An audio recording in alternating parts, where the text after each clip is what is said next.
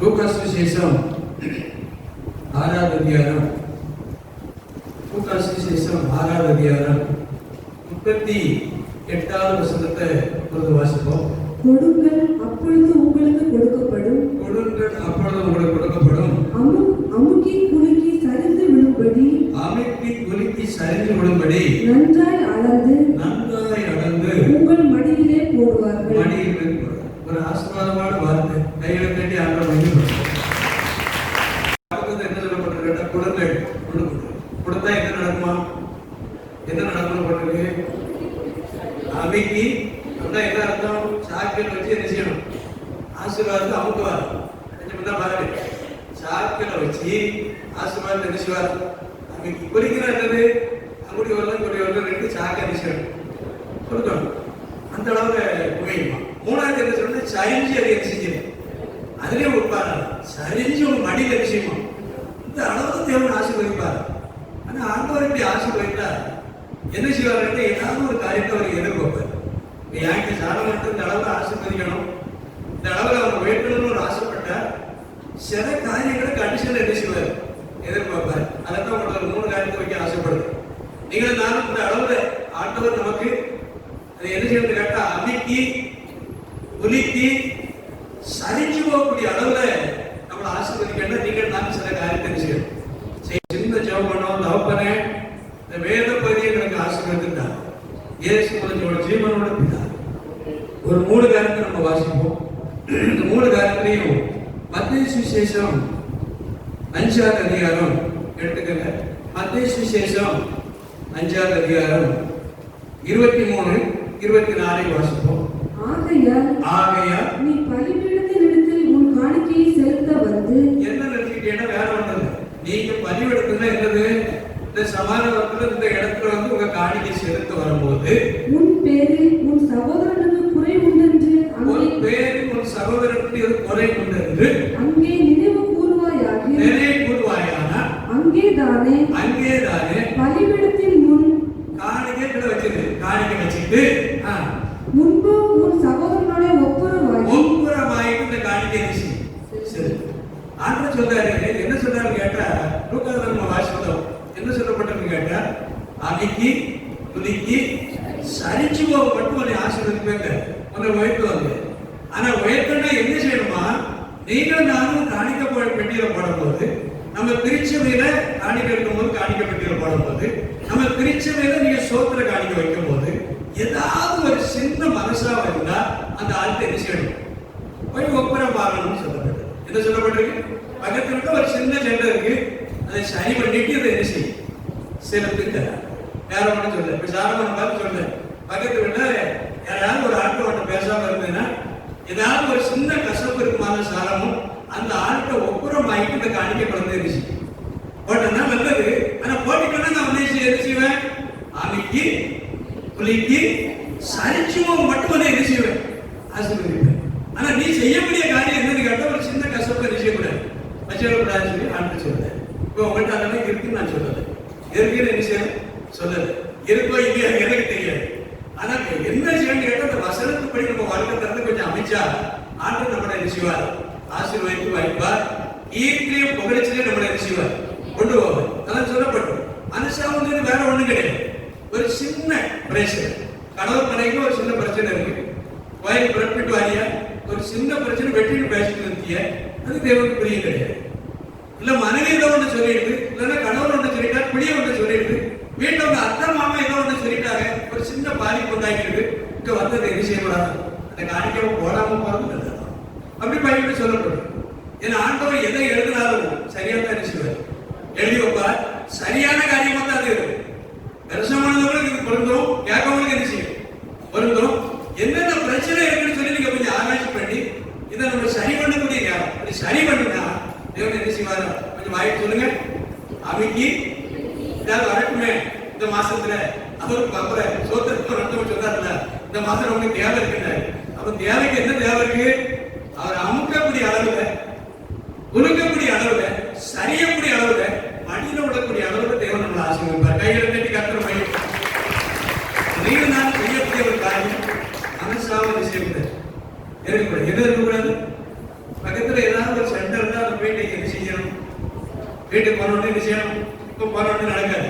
இப்படியே காலை எந்திரிச்ச உடனே பத்து தேய்ச்சிட்டு ஒரு நல்ல சிங்கிள் டீ அடிச்சுட்டு யார் வீட்டை சண்டை ஓட்டுறீங்களோ அந்த வீட்டை கையை போய் குலுக்கி பிரதர் சிஸ்டர் எங்களை என்ன செஞ்சிருக்கு மன்னிச்சிருக்கேன்னு சொல்லி மன்னிப்பு கேட்கணும். அப்படி மன்னிப்பு கேட்டுட்டு நீங்க கோயில போய் போட்டீங்கன்னா கர்த்தர் உங்களை என்ன செய்வார்? நான் சொன்னது சொல்லுங்க. அன்னைக்கு சரிஞ்சு போக மட்டும் ஆசீர்வதிப்பார். இதை செய்ய மாட்டார். வீட்டுக்கு போய் இதை நீங்க சரி பண்ணணும். நான் சரி பண்ணக்கூடிய காரியத்தை சரி பண்ணிட்டா அவர் செய்யக்கூடிய காரியத்தை செய்வார். சரியா செய்வார். ஏசு எங்கேயும் இல்லை, நம்ம கிட்ட இருக்காரு. ஒரு சின்ன பிரேக் நம்மகிட்ட இருக்குமானா நானா ஆசீர்வாதம். நான் தான் உங்கள்கிட்ட சொன்னேன். ஆனா என்கிட்ட தர்மராஜன் இருக்கும்போது சொன்னார், சாலமோன் 10 வருஷத்துக்கு நீங்க வளர்ந்துருக்கணும். கீழ்படியாக நானு 10 வருஷம் எப்படி ஆயிட்டு பிரேக் எப்படி ஆயிட்டு பிரேக் 10 வருஷத்துக்கு நீ நிக்கக்கூடிய சான்ஸ் இப்பதான் உனக்கு கிடைச்சிருக்கு. காரணம் என்ன? இப்பதான் நீங்க கீழ்படிக்க அப்படின்னு. அப்ப நீங்களும் நான் இந்த கடைசி காலத்துல சில காரியத்தை சரி பண்ணக்கூடிய காரியம். இது கிறிஸ்துமஸ் மாசம். என்ன மாசம்? ஆமா, இயேசுநாதரை கொண்டாடக்கூடிய நாள். உண்மைதான். நமக்கு 2 வாரம் அந்த புதன்கிழமை வச்சுருவோம். 2 வாரம் விஷயம் இருக்கு. வாக்குத்தத்தை முடிச்ச பிறகு 2 வாரம் இருக்கு. அதுக்கடுத்து 2021 தான் என்ன செய்யும் இருக்கும். ஆனா நீங்களும் நானும் எது செய்யணும் கேட்டா இதை சரி பண்ணக்கூடிய காரியத்தை அத்தைகிட்ட பேசாம இருந்தா வீட்டு போய் எது செய்யணும் முடிச்சு இருக்காதுல்ல. அத்தை சேர்த்து ஆண்கள் சொல்றாங்க பேசணும். ஆனா பெண்கள் எது செய்யணும்? அத்தைகிட்ட பேசணும். மாமாட்ட சத்தம் கொடுக்காம இருந்தா எது செய்யணும்? போய் சத்தம் கொடுக்கணும். ஒப்புரமாகணும். நமக்கு கொஞ்சம் கஷ்டம் தான். இது கொஞ்சம் சுவிசேஷம் கஷ்டம் தான். இது அப்போஸ்தலரோட சுவிசேஷம் தான். கொஞ்சம் கஷ்டம் தான். ஆனா அந்த கஷ்டத்தை மத்தியில செஞ்சா கர்த்தர் நம்மளை விஷயம் உயர்த்துவார். ஒரு 20 வயசு பையன் டாக்டர்ல வந்தான். இப்ப 2-3 மாதத்துக்கு இருந்தார். இதை சார் வடகைக்கு புல்லு வச்சு அடைச்சு வச்சிருக்கேன். நீங்க விடியகாலம் வந்தா தெரியும். சமானம் இதை தாண்டி போக முடியும். புல்லு வச்சு நம்ம கிடக்கிறது வெட்டி அடைச்சு வச்சிருக்கேன். எனக்கு எல்லா வண்டியும் கொடுக்க போது நம்ம பாதம் போட்டு கொடுத்துருக்கோமே அப்படின்னு சொல்லி ஒரு பையன் பிறந்துட்டு போயிட்டான். நான் அவனை நெருக்கி ரிட்டர்ன் என்ன செஞ்சேன் அனுப்பிட்டேன். அவனும் பைக்கிட்டே போனான். எனக்கும் கொஞ்சம் மனசுல கஷ்டம் தான். அன்னைக்கு புதங்கலாம் என்னடா அன்னைக்கு புதங்கலாம் ஆண்களாக கூடி ஜோம் பண்ணிட்டு இருந்தோம். புதங்கலாம் 35 ஆரம்பிச்சு கொரோனா ஆரம்பிச்சு முடிச்சுல தர்மராஜன் வந்து ஒரு பிரசவம் பண்ணிட்டு இருந்தாரு. அவருக்கு பிரசவம் எனக்கு கொஞ்சம் இடிச்சது மாதிரி இருந்தது. என்னடா செய்யணும் பார்த்தேன். விடிய காலம் எங்க வீட்டை காப்பி போட்டு குடிச்சிட்டு விடிய காலம் 5 மணிக்கு இங்க வந்து எல்லா வேலையும் பார்த்து வச்சுட்டு அந்த வீட்டுக்கு போனேன். அவன் அப்பதான் எழுந்திரிச்சு பல்ல தேய்ச்சிக்கிட்டு இருந்தான். தம்பி எல்லாரும் வகையாது என்ன சித்தப்பா அப்படின்னா எனக்கு வண்டியை ரிட்டர்ன் ஆகிட்டேன். தயவுசெய்து இதை செஞ்சு மனுஷன் சொல்லி என் கையை பிடிச்சி பண்ணிருக்கேன். அவன் என்ன சித்தப்பா இதுல குறுக்க போனது நான் ரைட்டு கிடையாது, இது தப்பு கிடையாது. நான் குறுக்க போனது ரைட்டு கிடையாது. நீங்க அதைத்தானே செஞ்சீங்க, இது ஒரு தப்பு கிடையாது அப்படின்னு. இல்லப்பா எனக்கு 24 தூக்கம் அடிச்சு இதை கேட்காம இருக்க முடியாது. அந்த ஒண்ணு சரி பண்ண பிறகுதான் அதுக்கு பிறகு ஆண்டு என்ன செய்வார் அமைக்கி இதை விடக்கூடாது. அமைக்கி குலுக்கி சரிஞ்சு மனித செய்யும் ஆசீர்வாத உடற்கூடிய அளவு கர்த்தர் உதவி செய்வார். கைகளை தட்டி கர்த்தர் வைக்கப்படும்.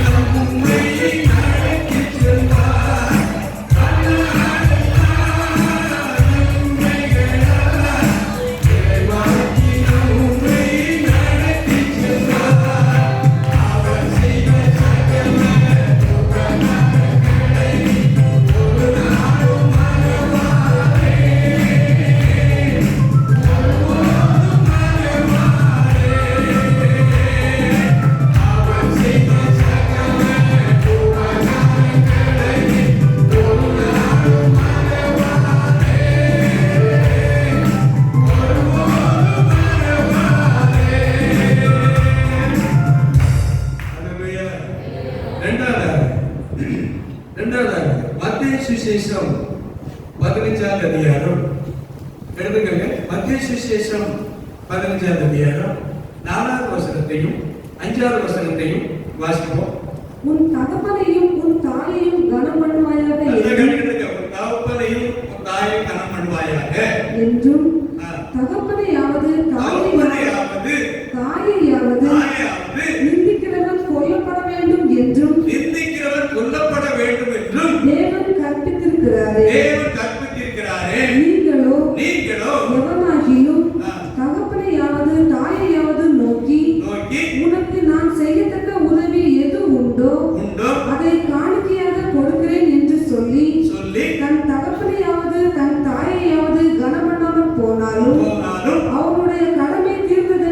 போதித்து போதித்து சொல்லப்படுது. 2 வருஷத்துல என்ன சொல்லப்படுறது கேட்டா, 4 அண்ணனுக்கு இருந்தா வீட்டுல பெற்றோர்கள் இருக்காங்க, 4 பேருக்கு திருமணம் ஆகிடுது, 4 பேருக்கு 4 மருமகம் வந்தாச்சு, 4 மருமகம் வீட்டுக்கு வந்தாச்சு, ஆணையை வச்சுக்கிறோமே 4 மருமகம் வந்தாச்சு, எல்லாம் நடந்துடுது. ஆனா அத்தை மாமாவை கவனிக்கணும். என்ன செய்யறாங்க அப்படின்னு கேட்டா, பெரியவன் 500 ரூபாய் கொடுத்துருந்தான். எவ்வளவு கொடுத்துருந்தான்? காணிக்கை கொடுத்துருந்தான். யாருக்கு? அம்மாவை பிடிச்சி 500 ரூபாய் வச்சுக்கோமா, என் பிரச்சனை இதுதான், என் மனைவி கிட்ட வந்து தெரிச்சுவிட்டேன் பார்க்கறதா தெரியுது அப்படின்னு தான். இளையவ அவருக்கு வந்து நான் என்ன விட்டவள 600 வச்சுக்கோங்க, எங்களை காணிக்கையா வச்சுக்கோங்க, இந்த பிரச்சனை எரிச்சு விட அப்படின்னு சொல்லி காணிக்கை கொடுத்துருந்தாங்க. ஆனா அவங்க போகாத செய்த காலை விஷயம் சொல்லுங்க இல்லை. இதைத்தான் ஆண்டு சொல்றாரு, நீ காணிக்கை கொடுக்கிறது ரைட்டு, நான் உன்னை தப்பா சொல்லல, ஆண்டு வந்து என்ன செய்வாரு, உன்னை ஆசீர்வதிப்பாரு. ஆனா உங்க பெற்றோர்ல நீங்க என்ன செய்யணும், கனம் பண்ணக்கூடிய நேரத்தில் என்ன செய்யணும், கொஞ்சம் வாய்ப்பாங்க தமிழ்ல பேசிக்கிறேன், என்ன செய்யணும், கனம் பண்ணக்கூடிய நேரத்தில் என்ன செய்யணும், கனம் பண்ணணும். எங்க வீட்டுல என் தாயார் 74 வயசுல பக்குவார் நல்லா ஒளி செஞ்சுக்கிட்டு இருந்தேன். எல்லாரும் எனக்கு நேரு கூட ஒரு ஒளியக்கா சொன்னார், உங்க ஊழியத்துல ஏதோ ஒரு ரிப்பேர் இருக்காதுனால உங்க தாயாருக்கு எது வந்திருக்கு, பகவான் வந்திருக்கு, அதனால அப்படி சொல்லி நிறைய பேர் கேர் பண்ணி சிரிச்சார்கள், பரிகாசம் பண்ணி சிரிச்சார்கள். ஒரு சைடு அடிபட்டு போயிடுச்சு. என் தாயார் வீட்டுக்கு போனா இங்க வந்து இருக்குன்னா அண்ணாச்சி என்னது, ஏன்னா எப்ப வந்த அப்படி, என் மனைவி இருக்குன்னா அக்கா, வாய்க்கெல்லாம் சோறு கொடுக்கணும். ஆனா நாங்க குடும்ப சோத்துல என்ன பண்ணுவோம்னு கேட்டா, என் மனைவி வச்சுட்டு சொல்றேன், குடும்ப சோத்துல என்ன பண்ணுவோம்னு கேட்டா, ஒரு நாளா என் தாயார் நீங்க எடுத்துக்கணும்னு சொல்லி என்ன செய்யணும், எடுத்துக்கிட்டு சோமணும். சில வீட்டுல நாங்க உணர்ச்சி பண்ணி சில ஆட்கள் சொல்லலாம், எங்க வீட்டுல இருக்கிற பெரிய ஆட்களை எடுத்துக்கிறதுக்காக சோமனுங்க, அவங்களை வச்சு எங்களுக்கு தாங்க முடியல யூஸ் என்ன அப்படின்னு கேட்டா, வேலைக்கு போக முடியல, கொடுத்த சோறை சாப்பிட்டு என்ன செய்ய முடியல, இருக்க முடியல, ரெட்டிலையும் பணம் கொண்டு நாங்க உடனே இருக்கு, ரொம்ப கஷ்டமா இருக்கு, கருத்து எடுத்துக்கிட்டு எங்க அத்தா மாமா எங்க போகணும், பரவாயில்ல பணம் எடுத்துக்கணும் அப்படின்னு சொல்லி சோமன்னு சொன்னாங்க. ஆனா எங்க குடும்ப சொத்துல பண்ணுறது இது எத்தனை மாசம், 9 மாசம்.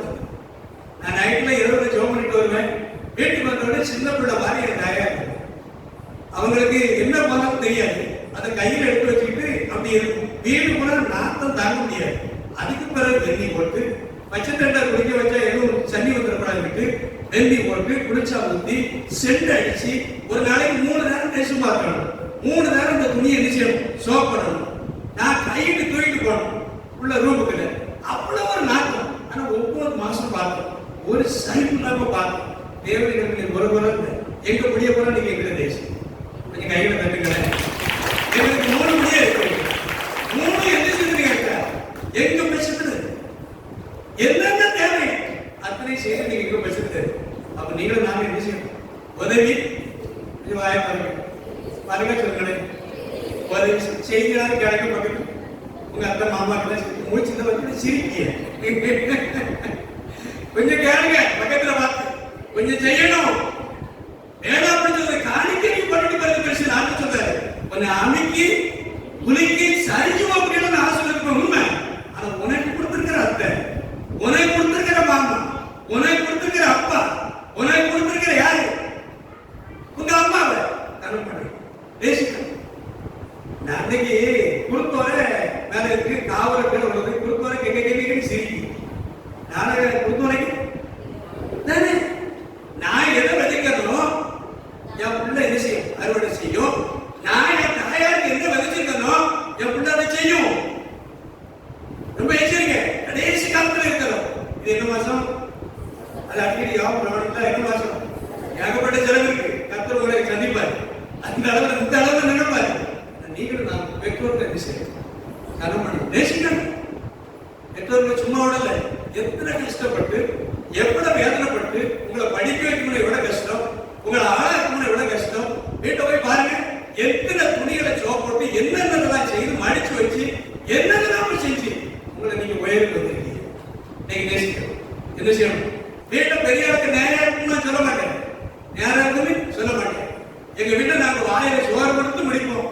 எங்க பக்கத்துல எங்க கனியக்கா ஒரு அக்கா இருக்கா, சித்தியே உங்களுக்கு சாப்பாடு தரணும் மணி எனக்கு தான் 5 நிமிஷம் தான் தரல, நான் வீட்டை வச்சுக்கிட்டு சொல்றேன் தரல அப்படி அவ்வளவு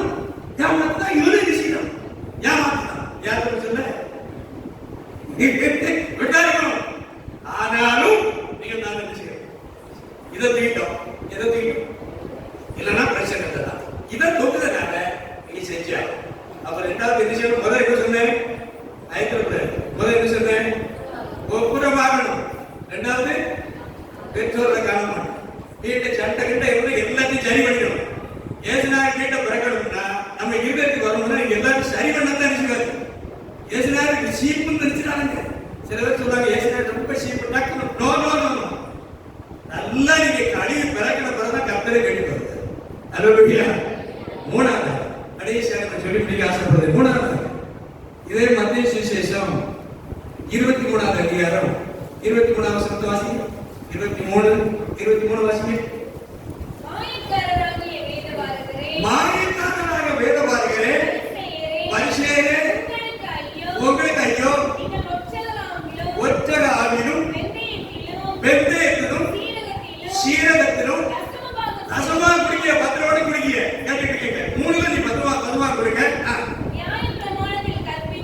நியாயப்பிரமாணத்தில் கற்பித்திருக்கிற நீதியையும் இரக்கத்தையும் விசுவாசத்தையும் விட்டுட்டிய. என்னத்தை விட்டுட்டிய? அதையும் செய்யணும். இதையும் விஷயப்படாது. முதல்ல செய்யணும். சீரகத்திலையும் கொடுத்தாங்க. எதுல கொடுத்தாங்க? சீரகம். வெந்தயத்திலையும் கொடுத்தாங்க. பத்திரம் ஒரு பாகத்தை கொடுத்தாங்க. உண்மை. ஆனா மூணாவது ஆண்டு ரெண்டாவது சொல்றாரு. என்னத்தை செய்யணும் கேட்டா நீதியும் செய்யணும். ரெண்டாவது இரக்கமும் செய்யணும். மூணாவது விசுவாசம். இந்த மூணு வேணும். அது வேணும். ரெண்டு ஈக்குவலா இருக்கும். கொஞ்சம் முன்ன பாருங்க. கண்ணத்துல இருந்த கையாரு முன்ன பாருங்க. என்ன செய்யணுமா? ரெண்டுல ஈக்குவலா இருக்கும். விசுவாசம் இருக்கணும். என்ன செய்யணும்? விசுவாசம் வேணும். இரக்கமும் வேணும். நீதி வேணும். நீதிங்கிறது இயேசு கிறிஸ்து. அது உங்க மேல அந்த வெளிச்சம் வெளியே வரும். இரக்கங்கிறது உதவி செய்யறது. கிறிஸ்துமஸ் மாசம் என்னென்ன உதவி செய்யணுமோ நீங்க செய்யணும். எங்களுக்கு ஏகப்பட்ட சென்டர்ஸ் எனக்கு வரும். குறைஞ்ச ஒரு 25,000 வரும். எத்தனை வரும்? நான் எங்க பண்ணிட்டு போவேன்? 25. அப்படியே பெரிய ஒரு டெஸ்ட் கூட இருக்கு. எப்ப அப்படி கேட்டா நம்ம ரெட்டிட்டோட தான் என் புளியத்தை கொண்டு கேட்பேன். எனக்கு துணி எடுத்து அதுக்கு சரியானு சொல்லுவேன். இல்லைன்னா என் மகன்கிட்ட கேட்பேன். அதுக்கு பிறகு துணியை தச்சு போடுவேன். இதில் நான் எடுக்க மாட்டேன். எங்க வீட்டை பார்த்து வச்சுட்டு எல்லாத்தையும் எடுத்து கையில் போடுவேன். எனக்கு என்ன செய்யணும்? வீரரை போய் திறந்து வாங்க. வீட்டில் 140 155 எனக்கு சரிங்க இருக்கு. அதை நீங்க கொடுத்தே மாட்டீங்க.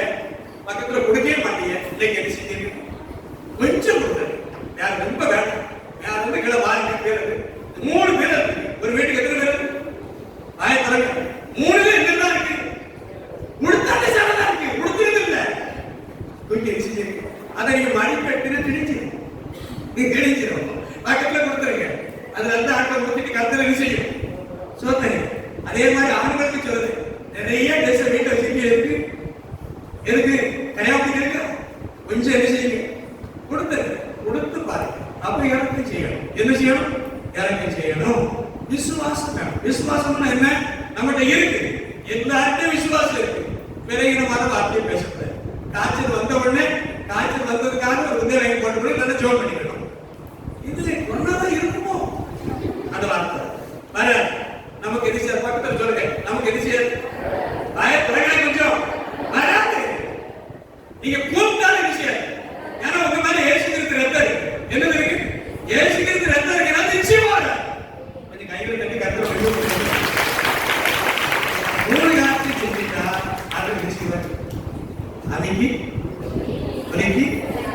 சரிச்சு அதோட உடல மகிழ்ச்சி கொடுத்து உங்களை போய் இந்த நிலவரத்தை கொண்டு வந்தா இரவு செய்யணும். ஆண்கள் ஒரு கண்டிஷனை கூடாம நிச்சயமா சாரமாக செய்ய மாட்டேன். உங்களுக்கு செய்வாரு எனக்கு செய்யணும். அப்போ உங்களுக்கு எனக்கு செய்யணும்னா இதை கண்டிப்பா என்ன செய்யணும்? ஊழியக்காரங்களும் கடைபிடிக்கணும். விசுவாசிகளும் கடைபிடிச்சா ஆண்டவர் இப்ப இருக்கிற பார்க்கலையும் உங்களை 1000 மடங்கு போயிருப்பார். பக்கத்துல பார்த்து சொல்லுங்க. உங்களை என்ன செய்யக்கூடாது? மேன்மை என்ன செய்வாரு? சொல்லுங்க. ஒரு நடக்கட்டும். அதாவது நீங்க ஒரு நடந்து போட்டு இன்னைக்கு இருக்க வியாதி இன்னைக்கு என்ன செஞ்சிருக்கோம்? வெளியே போகும்போது என்ன செஞ்சிருக்கோம்? வெளியே பேரு சொல்லுங்க. இப்பவுமே தேவ பிரசங்க மாதிரி இறங்கிறோம். வெளியே போகும்போது இந்த பிறகு என்ன செஞ்சிடும்? கேன்சர் கட்டியா இருந்தாலும் என்ன செஞ்சிடும்? கரைஞ்சிடும். அப்படின்னு சொல்லி என்ன செய்யணும்? நீங்க விசுவாசம். விசுவாசத்துக்கு என்ன இந்த காரியம் அப்படியே